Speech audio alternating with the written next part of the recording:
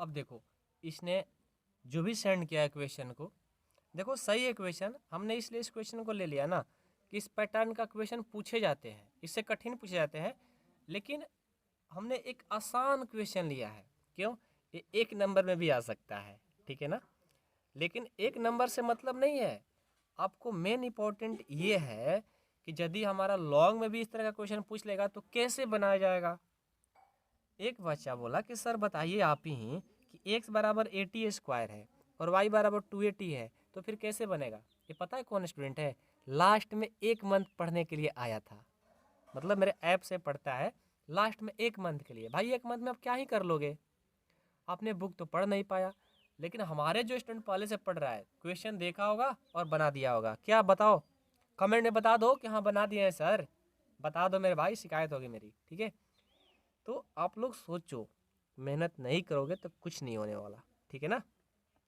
अभी हम क्वेश्चन तो मतलब बनाने का भी मन नहीं था, लेकिन मेरे पास भी अभी टाइम नहीं है, तो मैंने सोचा चलो ना आज इसी में काम मतलब पार कर देते हैं। ऐसा नहीं है, कुछ बच्चे को प्रॉफिट होगा, आप लोग को भी प्रॉफिट होगा, कुछ हम इसमें बातें भी बताएंगे, ठीक है ना। आइए, जब भी ऐसा प्रश्न मिले ना तो आपको प्रश्नावली 5.6 याद रखिए, उससे बनाया गया है। तो पहले जो दिया रहता है ना एक्स का मान, उसको लिख लो, एक्स बराबर 80 स्क्वायर दिया है।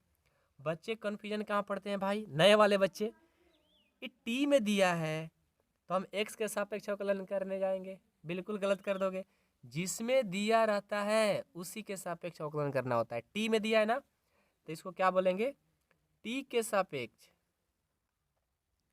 टी के सापेक्ष अवकलन, अवकलन करने पर ये लिखा जाएगा, समझ रहे हो। तो x का क्या हो जाएगा, dx बाई dt हो जाएगा, और एक कांस्टेंट है मेरे भाई, a को बाहर कर दो, t में क्या करेंगे, डिफ्रेंशिएशन लगा देंगे, dt स्क्वायर बाई dt हो जाएगा।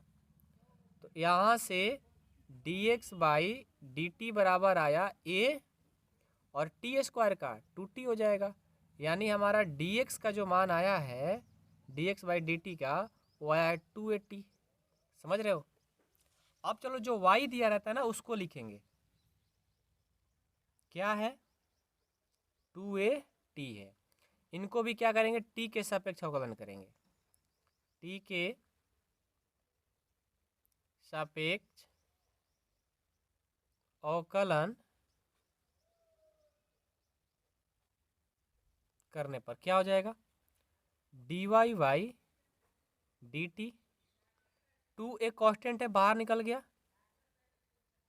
और dt by dt, dy by dt बराबर 2a, और dt बाई dt कितना 1 हो जाएगा। तो हमारा dy बाई dt का जो मान आया ये 2a आ गया। देखो एक बार dx बाई dt का मान आया है और एक बार dy बाई dt का मान आया है, तो हम क्या करेंगे, हमें तो भाई dy बाई dx निकालना है।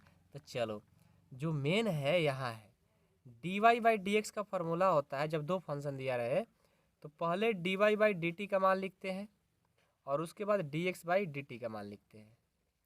तो dy का मान है 2a, और dx बाई dt का ऊपर देखो ना 280 है, तो 2a 2a कैंसिल, क्या बच गया 1/t, ये आपका आंसर होगा। तो जब भी ऐसा प्रश्न मिले, दो दिया रहे और जिसमें दिया रहे उसके सापेक्ष अवकलन करके लास्ट में ये फार्मूला याद रखो, ये वाली फार्मूला इस पर बैठा दो, आपका आंसर, ठीक है ना।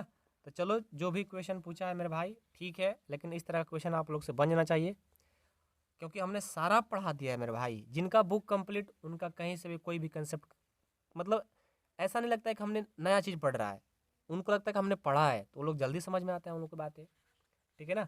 तो इसीलिए हम बोलते हैं कि जितना हो सके बुक पर रिवीजन करो, इंपॉर्टेंट क्वेश्चन जितना हो सके प्रैक्टिस करो, ये बहुत इंपॉर्टेंट है। चलो मिलता हूँ नेक्स्ट क्लास में, थैंक यू सो मच।